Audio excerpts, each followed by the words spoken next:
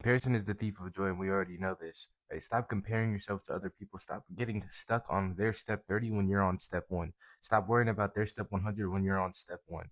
Like it's crazy to think about the fact that when you're 20 years old, sometimes we feel behind because of the fact that we see 20-year-olds with Lamborghinis, private jets, all these crazy things. When in reality, you got to think about it from another perspective.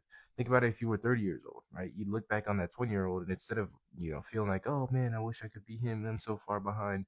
You think, I got to get going now, right? I can't get the time back. I can't hit reset. I can't go backwards. I just have to do it now. I'm just gonna go be great now. That's why by then most people are going to be successful. When you're young, you automatically think, oh man, I'm just worried that I can't do that. I don't know if that's gonna be me. If only I could do that. If only I could have that. If only I could. You're waiting for a handout when in reality you have to realize, you have to mature and realize that nobody's gonna come to save you. Just make it happen, right? Just start now.